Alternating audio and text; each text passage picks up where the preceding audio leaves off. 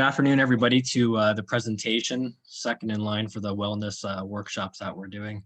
I'm doing a workshop on sleep, and especially with the COVID pandemic. My name is James McQueen, and I'm a mental health counselor here with the family health team. And one of the things that I do with the family health team is help people sleep, basically, with insomnia. Um, I'm very excited to be doing this presentation for everybody.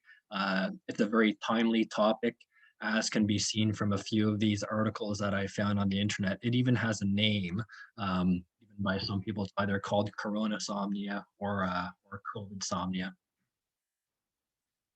And what's been known from my standpoint, just from the family health team, is that sleep problems, and especially insomnia, has increased over the past year. And the research also has shown this as well. So I'm going to start off with a little bit of education about sleep and the processes of sleep, and some things that interfere with sleep, and then I'll get into strategies as well. And there are some resources on the website that I believe they are posted right now, actually, that are basically the strategies that I'm going to be presenting to you, so you don't have to spend a lot of time writing these things down. They'll also be available on the website for you. So insomnia, a very quick definition: dissatisfaction with sleep and a negative impact on daytime functioning. So things like loss of concentration, low energy, maybe mood issues like grumpiness or things like that. And can look like a few things. So it can look like either like difficulty falling asleep, staying asleep, or waking up too early in the morning. Or it could look like a combination of two of those things, or even three of those things. So typical treatments for insomnia is medication. However, over the past 20 years, I'm going to say, there's been a lot of research on other alternative methods. So this is actually what I do, is CBT for insomnia, or cognitive behavioral therapy for insomnia, which is actually a first-line treatment for insomnia according to a few professional bodies, including the American Association of Family Medicine Practitioners. It's basically a way of looking at emotions, behaviors, and thoughts that are related to sleep, and then the things that might be interfering with sleep. So what we know is that, based upon the research, the CBT for insomnia is effective for about 70 to 80% of the population out there. It also has much more longer lasting results as opposed to medication. So with this presentation, I'm not going to be talking about medications, whether prescribed or over the counter or anything of that nature. My focus is purely on things that we can do on an ongoing basis, on a daily basis, in order to help promote sleep, based upon cognitive behavioral therapy and we have out there for them. So when looking at insomnia, we look at it developing in terms of what we call like a 3P model. So quickly go through this model. And basically at baseline, there's usually some sort of like a sleep disturbance of something. It might be like a light sleeper or whatnot. And then there's an acute stress that happens, and that's the precipitating incident. And of course, the stress over this past year has been COVID, economic uncertainty, financial uncertainty, employment concerns, trying to homeschool kids online, our own health, the health of our loved ones, and whatnot. And those are very real stresses that are going to naturally cause one to not sleep. After a while, though, when it becomes what we call perpetual or early insomnia to chronic insomnia, these other factors start coming into play, and we call those perpetuating factors. And that's pretty much what the focus of this is going to be about. We can do things about the stress, yes, but we also might fall into different patterns due to the pandemic, or due to trying to get a good night's sleep. That might actually be working against regular sleep pattern. So a little bit of fun information about sleep. So Sleep is basically dictated by two processes that are going on. First process we'll call the circadian rhythm. So that's essentially your body's internal clock that regulates alertness in the brain and then rest. And the other process is what we call our sleep drive or process S. And that's basically the building of sleep over time during the daytime. Um, and the purpose of sleep, I mean, there's lots of theories about there about why we sleep. When you think about it, it's a really peculiar thing that we sort of like shut down our entire bodies and have dreams about things and go into a state of like utter relaxation for 8 hours a night. So different theories are like learning or forming memories or whatnot.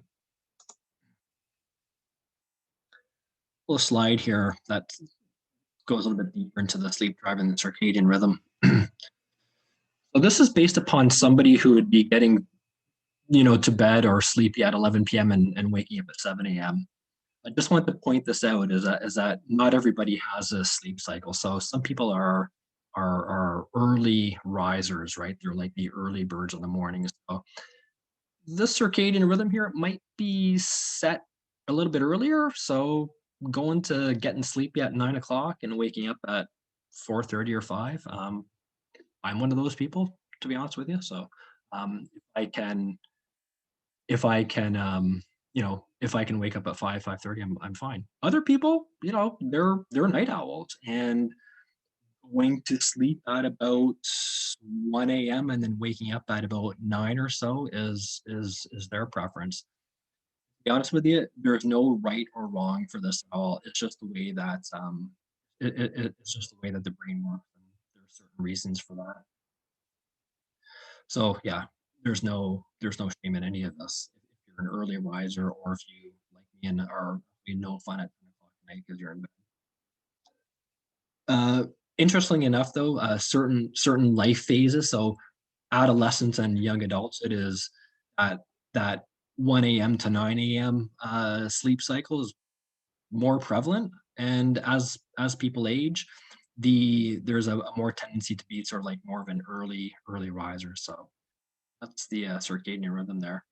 And sleep drive, yeah, is that line that just goes up and up and up and up and up. Body's basically expend or using up energy, and it gets to a point where it can use energy no longer and needs to sleep. And where the brain is sufficiently um, rested and relaxed, and where the body needs to have sleep is where sleep should occur. Sleep drive is essential basically to the continuity of sleep and throughout the night, and it's constantly being built throughout the day. And certain things that we do during the daytime can have an impact on sleep at night. Things like inactivity, napping, sleeping in, going to bed too early, spending increased bedtime time relative to how much you sleep. So with napping, what happens is sleep drives goes up, and then if you have like a late night or sorry, an early afternoon nap or whatnot for a couple of hours, sleep drive goes down a little bit, and it takes that much longer to get back up. You may have heard the suggestion if you're having some issues, don't nap, and pretty much a reason for it. So, looking at this, you can almost see how the pandemic has affected all of this, right? So, inactivity. Um, I don't know if the research actually bears this out, but I can tell you from my own experience that there's a lot of sleep problems in adolescents now and young adults. And again, this is just sort of like my own hypothesis that I have about it, but people are getting a lot less activity now. So when you think about kids in school or young adults or even adults, right? Organized sports are no longer available to us. Gyms are now closed. Now more housebound. So level of activity that we're getting physically has most likely dropped for a lot of us. So that means that we're not building enough sleep drive during the daytime. Yeah, and then sometimes, if you're used to waking up earlier to drive to work or whatnot, then you don't have to do that because maybe you're working from home or something. So people are now more likely to have like their schedule offset. So sleeping in, going early. Um, yeah. By the way, I forgot to mention this, but for the questions, I will be going through the questions or comments at the end of the session. I forgot to mention that. Thanks, James. We're just getting some feedback about the audio being a little bit choppy. Oh, okay. It's okay for me when I've got my volume increased, but I just want you to be aware of that. Okay. Yeah, my internet connection is fine, it looks like. So, Okay, it's okay on my end with volume increased. Just had a couple people inquiring about that. yeah. All right. Okay, thanks. Okay. All right. Oops.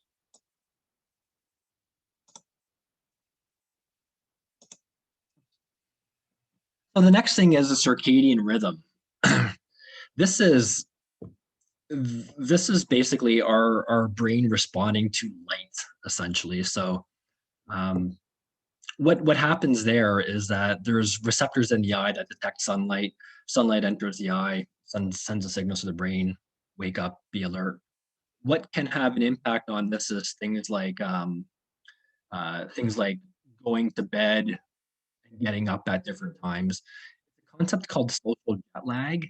So if I'm waking up, or if I'm going to bed at 11 o'clock Monday to Friday, then I'm getting up at 6 o'clock. Then on the weekend, I decide to, I'm gonna go to bed at 3 o'clock in the morning and wake up at 11 o'clock in the morning.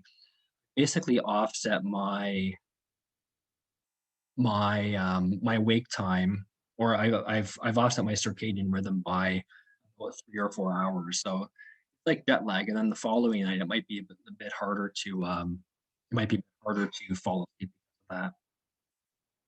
And we also might be sleeping outside of our window. So I mentioned those different types that can have an impact on it too. And the last one is the exposure or lack of exposure to sunlight or light.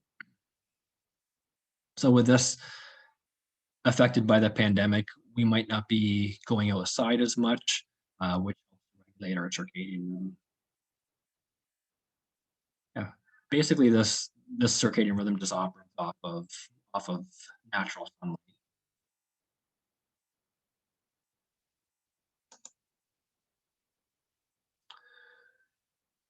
What can have an impact on both of those processes is fancy term for it, central nervous system arousal, basically stress.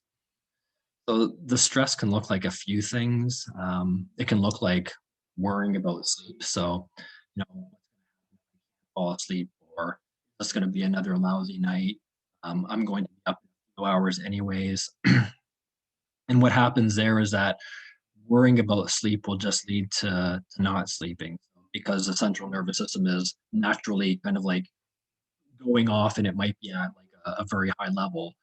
That high level of central nervous system activity is probably not gonna make you able to fall asleep. It can just be about worrying about things in general, and we have lots of things to worry about. And Len had in his talk probably gone over a lot of ways to take care of ourselves in order to ease the worry or to relieve the worry. So, and those are very real worries, very, very real stresses that we have on ourselves right now.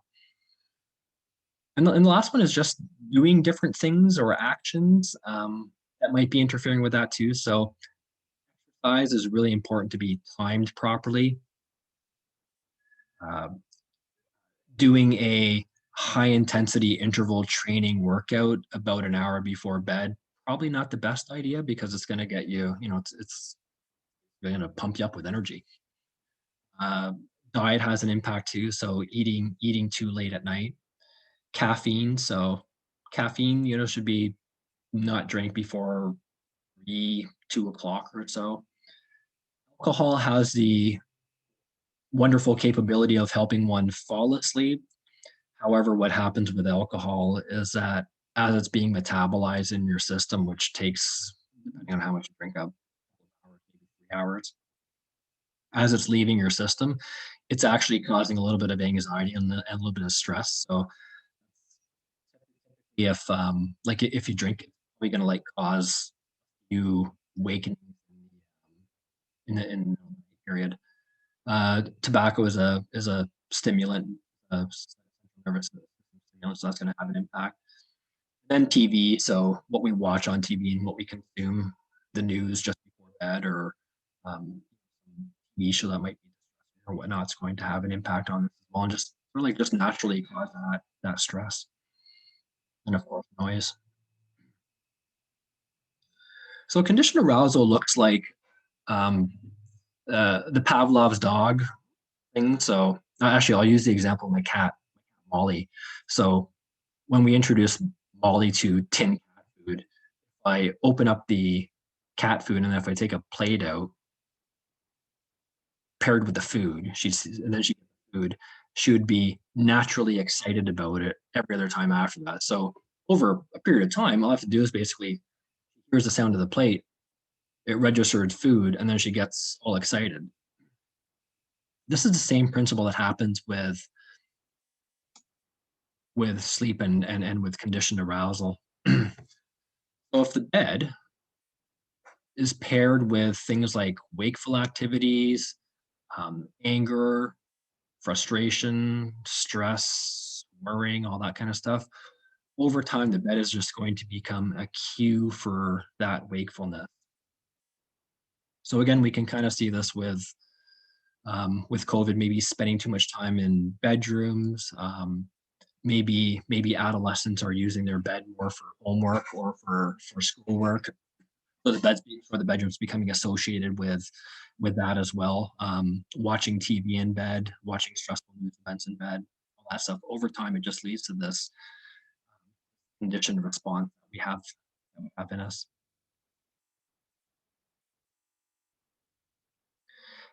The conditioned arousal is something that takes time to develop too. So that's why we say it's one of those those perpetuating factors. It happened over time. It's not like a matter of days or anything. It's a matter of weeks, perhaps months, possibly years. But it happens over time, and it can be really, really insidious and kind of like subtle as well. So I'm going to quickly go over some strategies right now. So these strategies are based upon the best evidence that we have for dealing with insomnia and sleep strategies. And they're also based upon the principles that I just talked about. So sleep drive, circadian rhythm, which are the two processes that dictate sleep, and uh, easing conditioned arousal. So I just made a few notes here. The information that I'm taking is from these sources.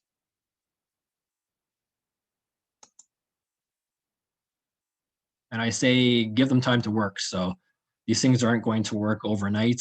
They're not going to work probably even over a couple nights. So you usually say, give it a couple weeks, and we'll see what happens. I also liken all these strategies to like planting a seed. So one might work, two might work. Combine all of them, though, it's great. So when we plant a seed, it has to have the perfect conditions of soil, temperature, sunlight, fertilizer, water, and to grow plants, you need all those things. And it's just like for sleep, you need to create like the optimal environment and based upon our habits and what we're doing in order to create that.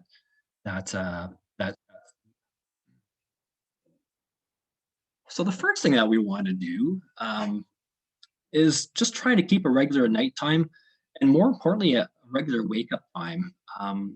You know, within half an hour or so is fine, but this just brings some structure to our sleep, and it will bring some structure to our day.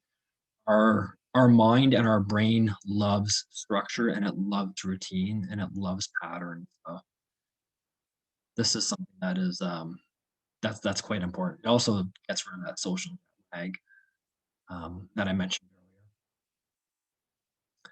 earlier.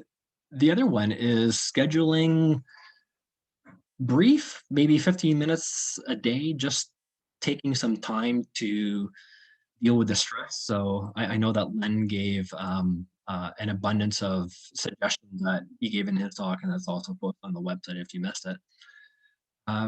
Just to write down thoughts down, talk about stress with people. Just trying to restrict your thinking about these things to specific times.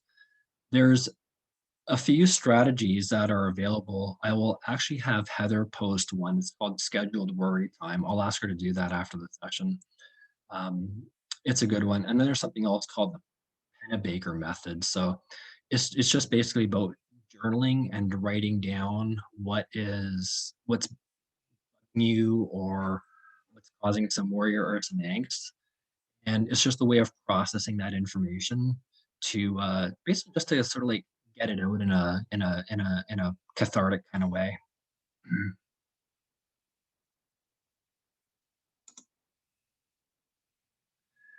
So conditioned arousal, using the bed only for sleep.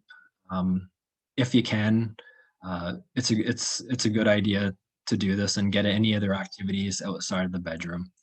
And also going to bed when feeling sleepy versus tired. So this is a key difference.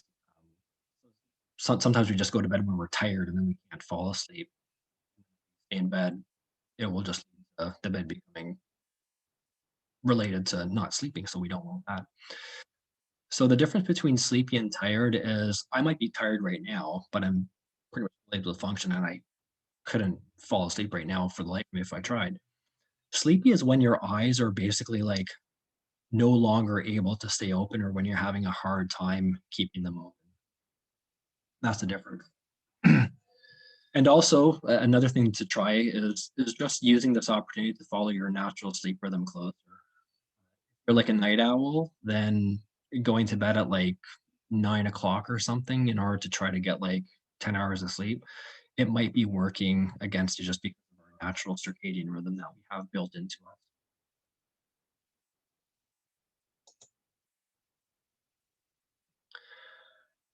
Oh, the one that's really bothersome to a lot of people, including myself. So, social media and you know, phone, which calling this thing a phone probably isn't really a good word for it because it's essentially handheld computer that we have on ourselves, right? That allows us to view information from all different sources.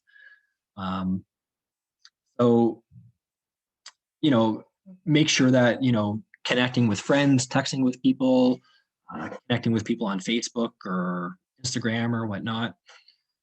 However, taking these darn things into the bedroom will just lead to that, to that conditioned arousal. So if you can, just, you know, switch them off before going to bed. They also produce like light that kind of mimics sunlight as well. So it's going to register into the eye that daylight and stay awake, and then you're gonna be more awake. Uh, this this this is whenever I'm talking to people who have a hard time sleeping, it's like I know I shouldn't be doing this, but I'm on my phone, right? So it's a hard thing to do, but if you can, um, it's certainly one that will be beneficial.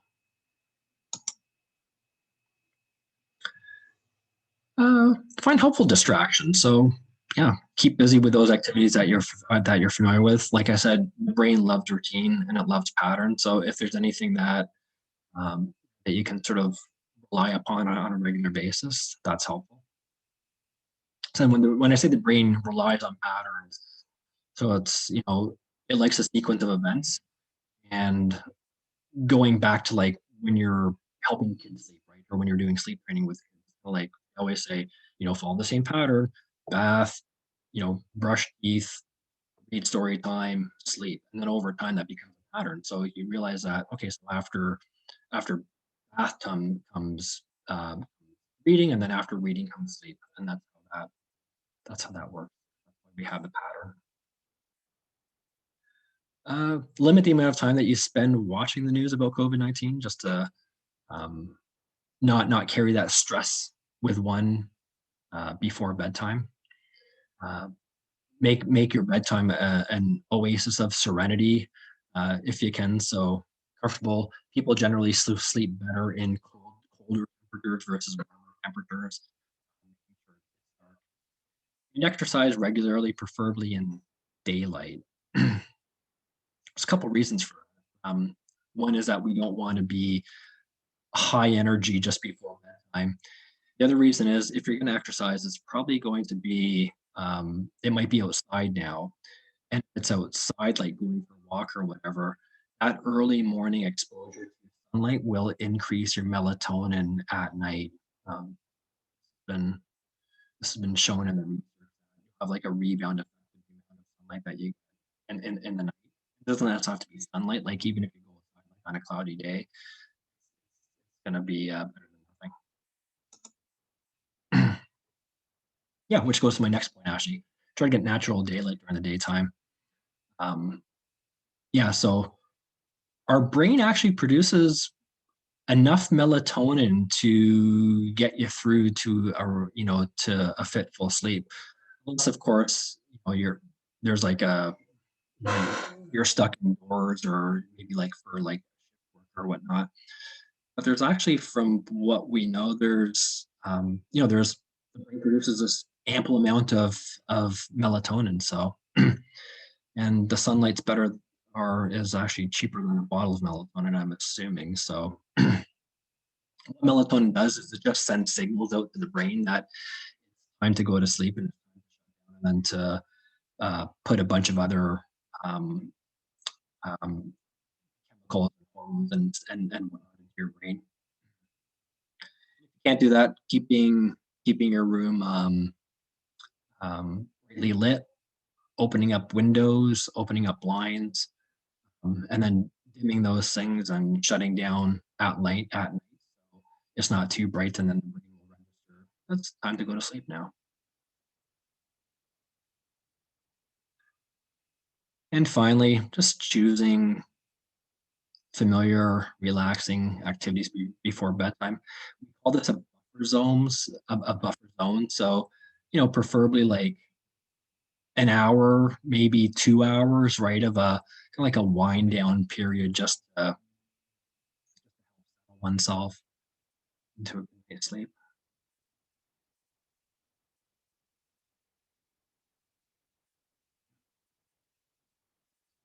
Um, People sometimes ask too about screens and TVs.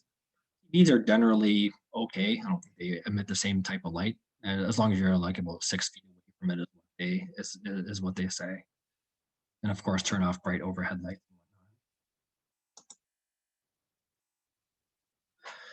The whole series of other strategies as well, just to induce relaxation.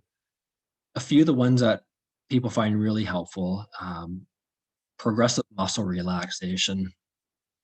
This is basically going through your entire body from head to toe and kind of like so if you can right now, even it's kind of like with your feet, you sort of like stretch out your toes so you're pointing them like somewhere else and hold that for about 20 seconds, and then release for 10 or 20 seconds. And do the same thing with your calves, up for about 20 seconds, and then release for 20 seconds. Going through that with your whole body it will send off this relaxation response to your brain. Progressive muscle relaxation can be found on, if you put it into YouTube, you'll get numerous. Diaphragmatic or deep breathing is um, also belly breathing. So taking a deep breath in, holding it for a few seconds, and then exhaling for a few seconds, and then pausing, and then doing that over and over again. Different meditation and mindfulness apps too that are used. Um, Headspace, Calm.com, Insight Timer. They're kind of the main ones, and they often have sleep meditations on them as well. Headspace is actually uh, put on a series on Netflix actually on sleep and sleep meditation. I think it just came out a couple weeks ago. I watched the first episode and it was pretty interesting. So these things on Netflix, they're I think about 20 minutes in length or so, and it's like 10 minutes of kind of like just talking about sleep, like what I did with the education, and then they go through like a 10-minute long sleep meditation as well on Netflix. don't do that, I guess. I don't know how to explain that one. And then the other thing that that we have available too are like online sleep programs. So there's a few that have been developed. These are two that I know have been researched and have been found to be quite effective. One's called CPO, the other one's called CBTI Coach. They're both apps. Yeah, it's just ways of making this information fairly accessible to people. And a good website is called Sleep On It Canada. It's a thing that's developed like a public health campaign for sleep.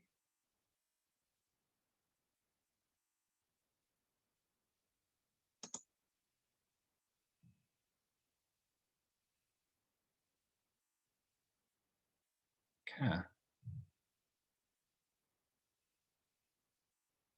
That is the end of the presentation. Heather, did the audio improve at all? Some folks were saying it was a little bit choppy and others were saying it was fine. Okay. So we're having mixed reviews on the audio, and I'm hoping the recorded version will be okay, which we'll post on our website afterward. Yeah, I hope so too, actually. Yeah. So thanks for everyone's patience. If you did have any comments or questions for James specifically, please feel free to use the chat box now to drop a comment or a question, and we'll be happy to take your comments and questions and answer them.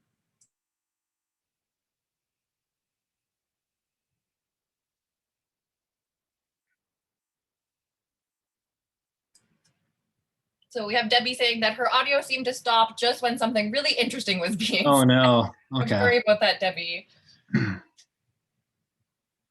We can also share the resources that James was referring to. So I'll drop those into the chat now while we wait and see if anyone else has any questions or comments. We've got Martha saying thank you. And Debbie says the melatonin topic especially. So that seemed to be of interest. Yeah, actually, melatonin is an interesting chemical, right? We think it's a it helps create sleep. It actually just sends a message to the brain to sleep, and it's something that we have naturally in our heads. And there's certainly things that we can do about it. Florence had. I'm just gonna. Yeah, so Florence is saying, I know you had said no screen time before bed, but I read on my read on my iPad. Is that screen time? I would say so. Yes. So, paper books are always better. Reading in a different room will get rid of that conditioned arousal. So keep in mind too, if you don't have a problem sleeping at all, then reading for sure is an okay thing to do. But if you're having a hard time falling asleep, or even staying asleep, I would say probably maybe read in a different room. There's also different apps that you can. There's one called Flux, Flux. It's an app that I believe you can put on either your laptop or maybe your tablet, and it blocks out that specific light that will interfere with sleep. So. Okay, very good. Thanks, James. We've got some more comments pouring in. Thanks, everyone. So we have Karen asking, what about Tai Chi instead of yoga? Yeah, you know what? Any of those movement-based, really mindful, deliberate exercises are perfect. Tai Chi, yoga, yeah, gentle stretching even. Excellent. Thank you, James. And from Sarah, we have, thank you. After 10 years of chronic insomnia, this is the first I've heard about sleep drive. Oh, okay. Great. Thanks, Sarah. From William, we have, do you recommend CBD oil as a sleeping aid? I cannot comment on that, actually. That's kind of out of my scope of practice. I would probably suggest you talk to a pharmacist or your physician. Okay, thanks, William. So yep, just follow up with your Niagara North Family Health Team family doc, or if you're a community patient, if you have a family doc, great to ask them that question, or like James said, your pharmacist. From Sally, we've got, thank you so much. And from John, we have helpful information. Thank you. I use the Calm app and it has helped me. Excellent. From Debbie, we have, should I try over-the-counter melatonin? Again, yeah, that's your own personal preference. Again, I can't really comment on any medications or over-the-counter things. Yeah. So again, good to follow up with your family doctor with those specific questions. From, I believe, Shilu, we have, thank you very much. Very informative. Thanks for your comment. We also have Holly. Sorry if I missed it. Where will the video be posted? I'm interested in some of the resources mentioned. So thanks, Holly. I've just posted the link to our website, which has the 2 resources that James was referring to during the presentation. You'll see there on that link as well. So it's www.niagaranorthfit.ca. We also have our recorded workshops being placed there. So we have Len's workshop from last week, which is another one of our mental health counselors who presented a webinar called, I think I might have pandemic fatigue. How do I keep going? Tools and strategies to help you cope. After today, we'll have James's I Can't Sleep workshop recorded in the same spot. So hopefully that answers your question, Holly. From Dawn, we have, is it normal to get sleepy around 3 in the afternoon? Dawn, it is completely normal. So that circadian rhythm, our rhythm actually allows a bit of time after lunch where it's an optimal time to get sleepy. So that's pretty common with most of us, right? Like 1 o'clock or 2 o'clock in the afternoon, like if you're feeling kind of sluggish, and then your alertness like might go up a little bit after that. You might be getting sleepy at around 3 o'clock in the afternoon. I don't know, maybe you're like a night owl or something. I don't know, and it's delayed. But think of it from the perspective of human beings and living in really difficult times and doing lots of work, and you don't really want to be doing lots of like work in the blazing sun. So it just be more natural to have a little bit of a rest time in that. So that's just something that our brain has kind of like built into ourselves in order to get some rest. So yeah. Excellent. Okay, thanks, Dawn, and thanks, James. We've got lots of good comments coming in. Thank you. We're just trying to work our way through them here. So Larry says, James, I think intimacy prior to sleep is an excellent relaxation method to help relax and induce sleep. There has actually been some research on this, yes. Thank you, Larry. We've got Martha. What is the max dose of melatonin, and is too much not good? Again, can't really comment on that. Just it's out of my scope of practice. I'm a social worker. So thanks for your comment. Again, just recommending to follow up with your family doc or pharmacist for those specific medication comments. Susan, what is your thought on passion flower pills? Don't quite know the research on that actually. Again, probably something to talk to your pharmacist about that. I know that there are some natural things that people take to help sleep or to induce sleep. L-theanine, which is like an extract in green tea, is one. Again, I don't know how the research is though on passion flower pills. Okay, thanks for your question, Susan. Thank you. Tony, question. I am able to fall asleep at my normal time, 10 p.m., but wake up around 3 a.m. My mind is ready to go, but I feel short on sleep, sometimes waking up even earlier. Are the relaxation exercises best to complete in the evening or when I wake? Right, so probably in the early evening, maybe even when you wake. The key thing is though is, and this was actually not mentioned in the strategies, but if you wake up early in the middle of the night, or if you have a hard time getting to sleep, do not try to fall asleep.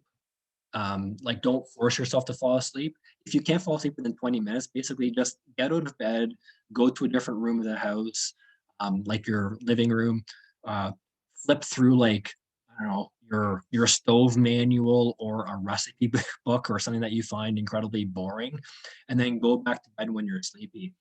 The trouble with us, right, is that we lie in bed tossing and turning, trying to fall asleep, when trying to fall asleep is a lot like trying to fall in love with somebody. Or I'm like a Toronto Maple Leafs fan, hockey fan. So if you told me that I have to love the Boston Bruins or something, I probably wouldn't be able to do it. So it's the same sort of idea. You can't force yourself to fall asleep. So get out of the bed after 20 minutes and do a boring activity that will get rid of the conditioned arousal act is what.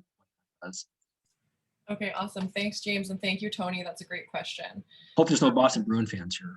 Yeah, I'm waiting to see if the comments are flooding with things like that now. Thanks. We have a comment from Anna or Anna. Sorry, I missed a bit. Did you talk about waking in the middle of the night and unable to go back to sleep versus trouble falling asleep? No. That's actually kind of covered in the conditioned arousal part. So the most important thing is what you do when you do wake up, and getting out of bed, doing something differently is important. It's also helpful to know too that getting getting woken up in the middle of the night is actually fairly normal. So we go through 4 stages of sleep, stages 1, 2, 3, then REM. Uh, it lasts for about 90 minutes each cycle. So 1, 2, 3 REM lasts for about 90 minutes or so. And after 90 minutes, you go through 2, 3, 4, and then REM. Stage 1 and 2, you might hit stage 1, 2 in the middle of the night. You're really light sleep. So if you're going to be woken by anything, it's going to be during stage 1 or 2. So that could be like a noise in your environment, maybe just, a body sensation like having to use the washroom or something. So that's typically why people wake up in the middle of the night.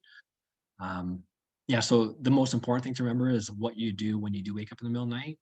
Um, Again, if you can't fall asleep, get out of bed, do a different activity, and realize too that waking up in the middle of the night, for a few minutes is actually fairly normal. And chances are you might wake up in the middle of the night and not even realize that you're awake as well.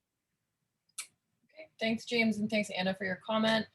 Next, we have Jasmine. It's hard to break the habit to watch TV from bed. Yeah. Yeah. I sympathize with you. Actually, it is a really hard habit to break. I guess in the long run though, right? It's about getting a good quality of sleep. And the trouble with TV too is that if we leave it on in the middle of the night, like I said, during that stage of like 1 or 2 sleep, which is going to happen during the middle of the night, if the TV is still on, your ears are going to pick up on the sound going on because it might be, changing in audio or whatever. And then it's going to naturally wake you up. So, yeah. Okay, we have Marie. What is a strategy when your dreams are preventing you to get a good night's sleep?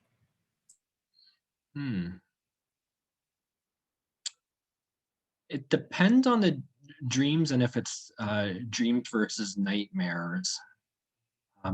Sometimes people find writing out the dream. It's called nightmare restriction. So if it's a nightmare that is that's kind of like causing anxiety or fears or whatnot, there's a process called nightmare restricting where basically before you go to bed you write out the theme of the dream if it's a recurring dream, and you change the ending so it's more positive or it has a better outcome for you.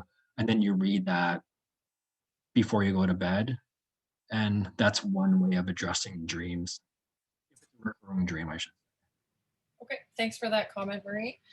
We have Jasmine who says thank you. And we have Ruth who says, if you fall asleep on the couch, then stumble to bed and can't fall back to sleep, any suggestions? Yeah, actually, that's a pretty common issue. Basically, don't set the environment, or sorry, don't do anything that will make you fall asleep on the couch. So, like staying in a chair or something upright so you don't fall asleep, or even if you just start noticing yourself dozing, getting up and then going to bed, and that will make the bed a cue for sleep versus the couch a cue for sleep. Excellent. Thanks, Ruth, for the question. Dawn says, any suggestions for falling asleep after you have slept for 4 or 5 hours when you get up to go to the bathroom? Okay. Yeah.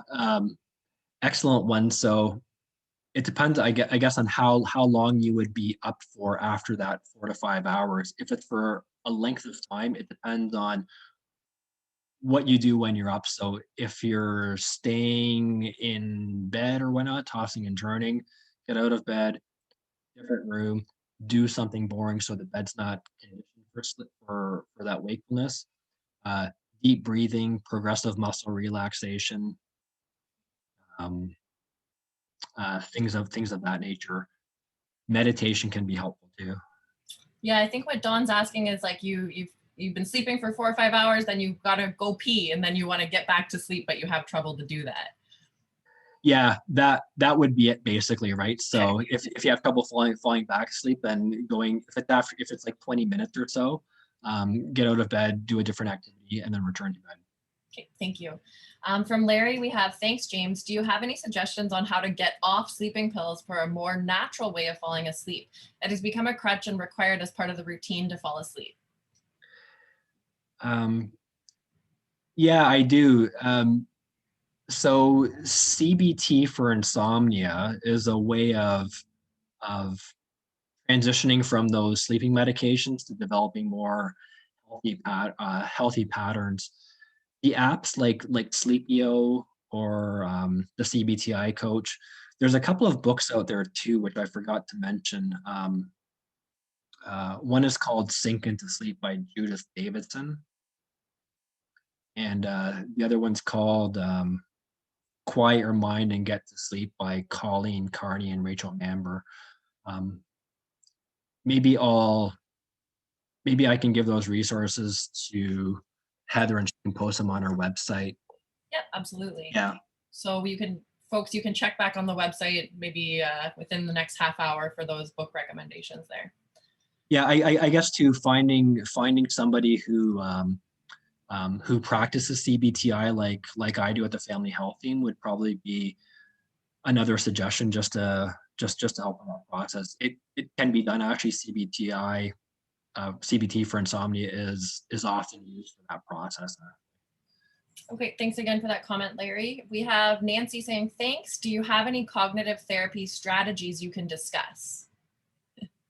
Okay, like dealing with those problematic thoughts, I guess is what you're talking about. I'm assuming so.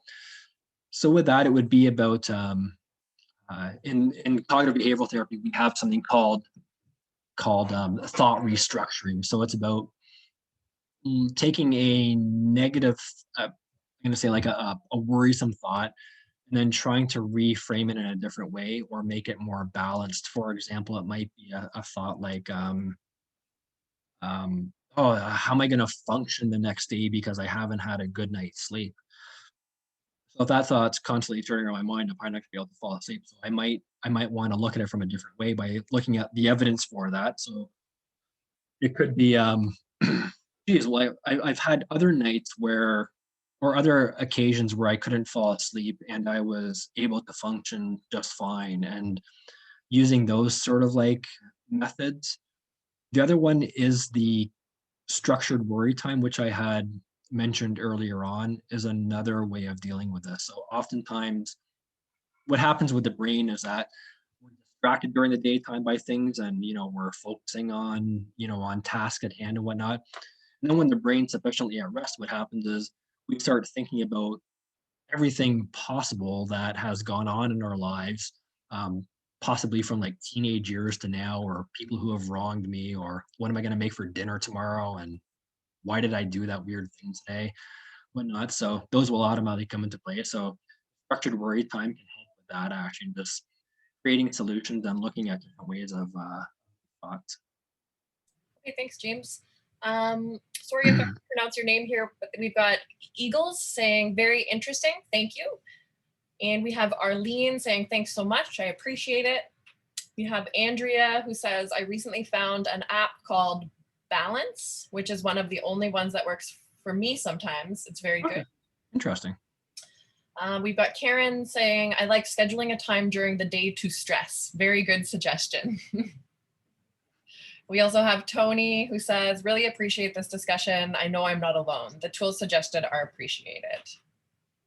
Thank you for that. We've got William saying thanks. We have Karen saying, so an afternoon nap around 20 minutes is a good idea, question mark?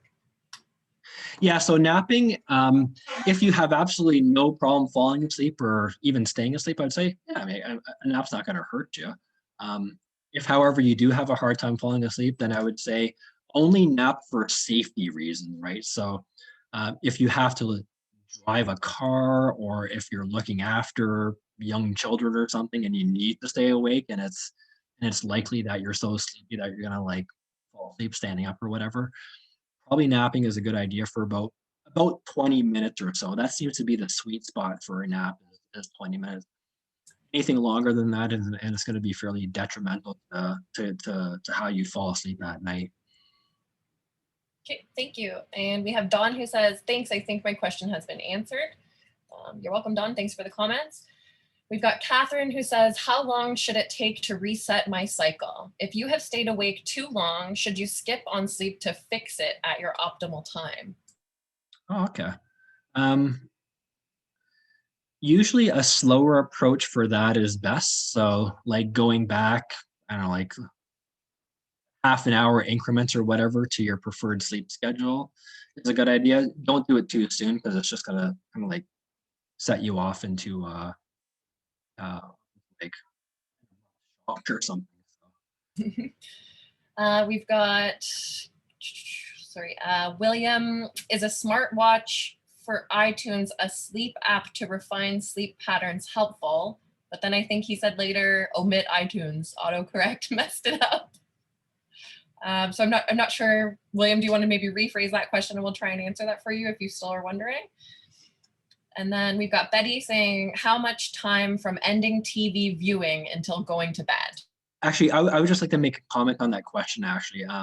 So people will often use their Fitbits or Apple Watches to track sleep.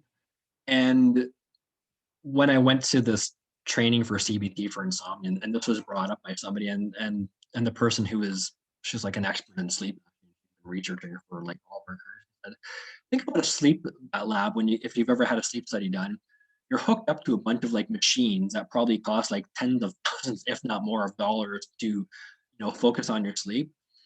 Chances are a Fitbit that costs $100 probably isn't going to be doing the exact same job. So what those apps can sometimes do is either overestimate, or even worse, underestimate the amount of sleep that you're getting. So, which can cause some concern, right? Because then all of a sudden you're looking at this number saying, oh my God, I only got like 3 hours of sleep that last night. And that can cause worry. And then that worry causes not a whole lot of sleep to happen for the next night. And it just kind of like builds upon itself. That's my thoughts on the on Fitbits and watch. Okay, thanks, James, and thanks, William, for the comment. And then, sorry, back to Betty's comment, who says, how much time from ending TV viewing until going to bed? Like I said, a wind down period of about an hour is okay. Again, right? My caveat is always, if you don't have a problem sleeping, then uh, feel free to watch your favorite TV show, up until the time that you go to bed. But if it is a problem, then certainly having that wind down period is good, of like hour, half an hour maybe. Also, TV in bedroom, not the best idea, because it just creates the bedroom environment as like connected to a wake. Okay, thanks again. So we have our next question from John, which is, going to the bathroom 2 or 3 times a night, it is tough to fall back asleep. Yeah, one, right. So fluid intake before bedtime is something about that. Speaking to your family physician could be something to do about that. Again, it's disruptive, and sometimes it takes people like a matter of minutes to fall back asleep. Other times it's 20 minutes, 30 minutes. Sometimes people are up for an hour. So it depends on what you do with that time.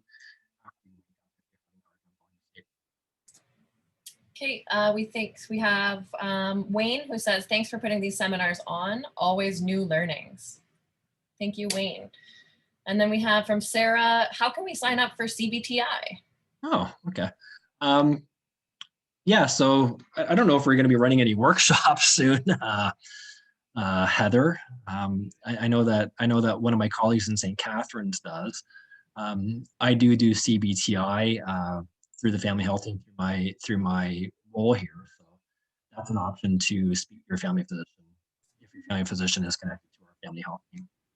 Thanks, Sarah, and thanks, James. Sarah, just to comment further on that, James is correct. His colleague Debbie in St. Catharines has in the past for the family health team patients run a specific course. We used to do it in person called CBT for Insomnia. This course is offered by people who've had, I think, specific training to offer the course. We haven't had a chance to reinvigorate that workshop virtually yet, but it may be on the horizon sometime. We don't have any commitments to do so. If you are a patient of the family health team, though, you can ask to speak to your family doctor to get a referral to the mental health team to maybe see James for some individual one-on-one CBTI as well. So next comment is from George. How do you handle body twitches and surges as you're just falling asleep? Restless body syndrome. Right now, I handle it with meds. And great job, Heather, with the moderation. Thanks, George. Yeah, I wish I could comment on that more, George. My focus is typically on insomnia, and that's something I would have to refer you back to your physician. It's just a little bit outside of my my scope of practice, and I don't want to give you any misinformation, or incorrect information. Thanks for the question, George. We have next William says thanks. And we have Debbie. I was diagnosed with sleep apnea. I was having nightmares before I got my CPAP machine due to breathing problems. Sleep apnea can very much interfere with sleep. Yeah, and sleep apnea is often related to insomnia as well. If the sleep apnea, it might require like another sleep study, is what I'm guessing. If you're finding the CPAP machine ineffective, it might mean about going back to your family physician and just getting that looked at again. There might have to be some adjustments made to the CPAP machine. So I would gather with that. Okay, thanks, Debbie. I'm going to put in the chat again the website link for the resources that James mentioned. We'll update his book recommendations in the next little while. And also that's the same link that allows you to access the pre-recorded workshop from last week by our colleague Len. Just want to give you guys an opportunity to ask any more questions in the chat just before we wrap this up, because we're just about at that time. We've got Larry. Thanks, James and Heather. You are very welcome, Larry. Thanks for your comment. Thank you. Thank you very much, everybody. Okay, thanks again, James, for sharing your knowledge with us. And again, we will be offering this workshop as a recorded version on our website. There will be no password to access the resources or the workshop. It'll just be free to access on our website to our patients and community patients as well. Thank you again for everyone for your comments and for keeping the conversation going here and watching our presentation. Yep, thank you.